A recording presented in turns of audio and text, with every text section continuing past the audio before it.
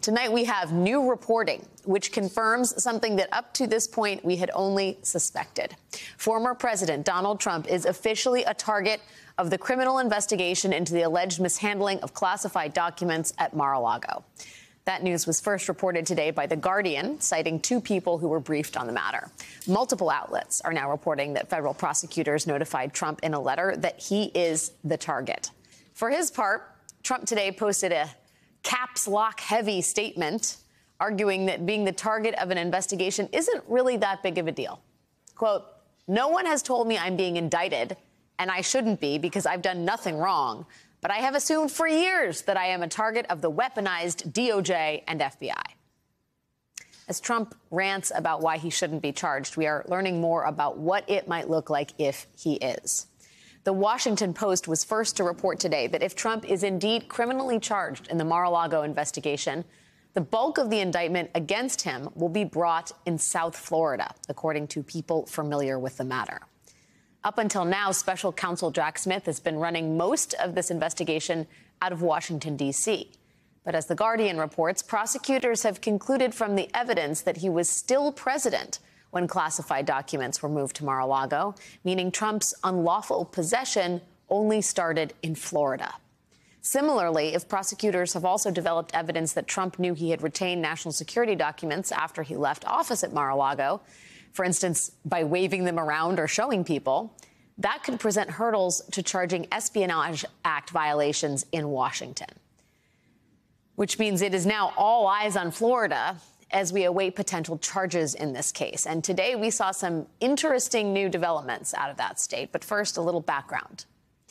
Remember, it was February of last year when we first learned that the National Archives had asked Trump to return documents he had taken with him after leaving the White House. In the days after that story broke, Trump released a statement, only it was a sort of statement that appeared to have been kind of Frankensteined together. Some sentences written by Trump's lawyers and some sentences clearly written by Trump himself. At one point, the statement switches from referring to Trump in the third person to a defensive first-person narrative. Here's a quote. "Following collaborative and respectful discussions, the National Archives and Records Administration, NARA, openly and willingly arranged with President Trump for the transport of boxes that contained letters, records, newspapers, magazines, and various articles. The papers were given easily and without conflict and on a very friendly basis, which is different from the accounts being drawn up by the fake news media. In fact, it was viewed as routine and no big deal.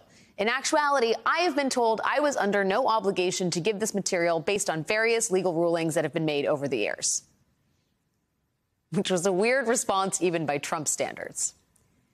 That mishmash of a defense now appears to have piqued the interest of special counsel Jack Smith.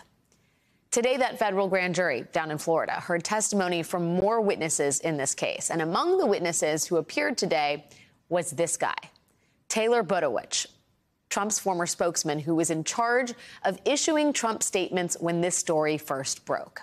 And according to the New York Times, which sources two people briefed on the matter, one matter that prosecutors were interested in asking him about was the statement that Mr. Trump had his aides draft shortly after news broke that the National Archives had recovered 15 boxes of material from Trump in January 22.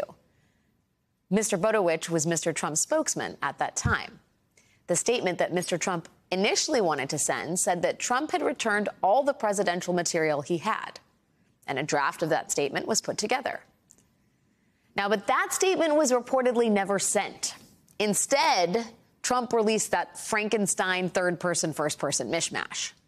But prosecutors have the draft statement, the one his lawyers reportedly did not want to send, the one asserting Trump had returned everything. And now prosecutors are asking witnesses about that draft statement.